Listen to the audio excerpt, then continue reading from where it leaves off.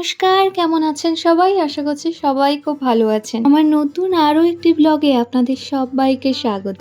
আমরা রিসেন্টলি গিয়েছিলাম তারকেশ্বর। এখন কিন্তু শ্রাবণ মাস বা চৈত্র মাস নয়, এখন তো ভাদ্র মাস। তো এই সময় অনেকটাই ভিড় কম থাকে। আমরা যেদিনে গিয়েছিলাম সেই দিন সারা দিনটা তারকেশ্বরে থেকে আবার সন্ধ্যের মধ্যে বাড়ি ফিরে এসেছিলাম। আমরা যাদবপুরে 8B বাস স্ট্যান্ড থেকে E1 বাসে উঠে হাওড়া পর্যন্ত গিয়েছিলাম। হাওড়া থেকে তারকেশ্বরের ট্রেন ধরে তারকেশ্বর স্টেশন থেকে 5-7 মিনিটের হাঁটা পথ মন্দির।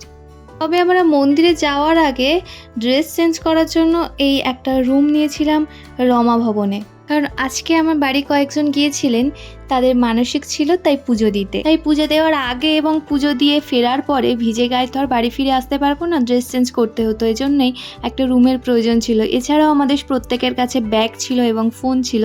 মন্দিরে যেহেতু প্রচণ্ড ভিড় হয় তাই ফোনগুলো আর ব্যাগগুলো রাখার মতো জায়গা আমাদের জানা ছিল না বলে এই রুমটা আমরা নিয়েছিলাম। এছাড়াও তারকেশ্বর স্টেশনে নামলে প্রচুর পান্ডাদের আপনাদের সঙ্গে জুড়ে যেতে দেখবেন, কিন্তু ভুল করেও তাদের সঙ্গে যাবেন না, কারণ তারা যে রুম দেবে পরে কিন্তু প্রচুর বেশি টাকা চাইবে। পুজো দিতেও টাকা দেওয়া, এমনকি সমস্ত কিছুতে আলাদা আলাদা করে টাকা চাইবে। এখন যে রুমটা দেখালাম এটাতে কিন্তু আমাদের ওই ছোট্ট একটা রুম সারাদিনের জন্য 200 টাকা ভাড়া নিয়েছিল। আমি বাড়িতে এসে পরে মায়ের কাছে শুনলাম ওখানে ভালো যাত্রী নিবাস এবং বাথরুমও আছে, যেটা একদম বিনামূল্যে। মন্দিরের আশেপাশে নাকি জিজ্ঞেস করলে বলে দেয়। এখন কিন্তু বিকেলবেলা, আমি যখন ভিডিওটা করছি। সকালবেলা মন্দিরে প্রচণ্ড ভিড় ছিল। আমরা তো পুজো দিতে এসেছিলাম, তো এর জন্য ওই ভিড়ে ফোনের কিন্তু আর কোনো ঠিক ঠিকানা থাকতো না, এজন্য আমরা ফোন নিয়ে আসতে পারিনি। তবে যা হয় ওই যে বলে ভালোর জন্য।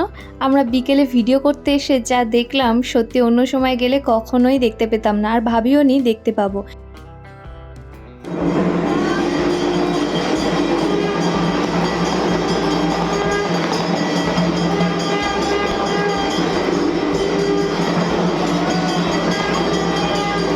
যে ভিডিওটি দেখলেন এটা কিন্তু একদম মেন মন্দিরের সামনে। ভোলে বাবার উপর একটা আস্তরণ দেওয়া থাকে যাতে ওনার উপর কোনো আঘাত না হয়। আর এই সময় নীল পূজা হচ্ছিল সম্ভবত বলল। এই সময় ওনার উপরে আস্তরণটা সরিয়ে ফুল দিয়ে খুব সুন্দর করে সাজিয়ে পিছন দিকে একটা সাপ দিয়ে পুজো করা হচ্ছিল। বাইরেটায় এরকম ডমরু, ঢাক, ঢোল এই সমস্ত কিছু বাজছিল। ভিডিও করতে গিয়ে যে এত সুন্দর একটা দৃশ্য দেখতে পাবো কখনো ভাবিনি। আসল যে বাবা মহাদেবকে তারকেশ্বরে কেমন রূপ, ওনাকে যে নিজের চোখে দেখতে পেলাম, এটাই শান্তি। সারাদিনের যে কষ্ট ক্লান্তি এটা সব চলে গেছে, কারণ সকালবেলাটা না বড্ড ভিড় হয়েছিল, বড্ড কষ্ট করে জলটা ঢেলে এসেছিলাম। এই যে জলাশয়টা দেখলেন এটা কিন্তু দুধপুকুর। হ্যাঁ, আপনারা হয়তো ভাবছেন এ শুধু বলেই যাচ্ছে, ভিডিওতে দেখালো না।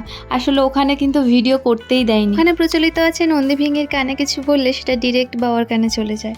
এটা ছিল ওখানকার পুজো দেওয়ার লিস্ট। অবশ্য আমরা সকালবেলা কিন্তু এই লিস্ট অনুযায়ী পুজো দিই। সকালে পুজো দেওয়ার পর ওই মন্দিরের ঠিক উল্টো সাইডে মহাপ্রভু হোটেল ছিল, যেখানে সম্পূর্ণ নিরামিষ ছিল এবং 100 টাকায় আচার থেকে শুরু করে রসগোল্লা সবই দিয়েছিল। প্রায় 10 রকমের পদ দিয়ে প্লেটটা সাজানো ছিল, ভীষণ ভালো খেয়েছি। একদিনের মধ্যে যে তারকেশ্বরে বাবার মাথায় জল ঢেলে খুব ভালোভাবে ঘুরে আবার বাড়িতে ফিরে আসা যায়, এই আমার প্রথম অভিজ্ঞতা।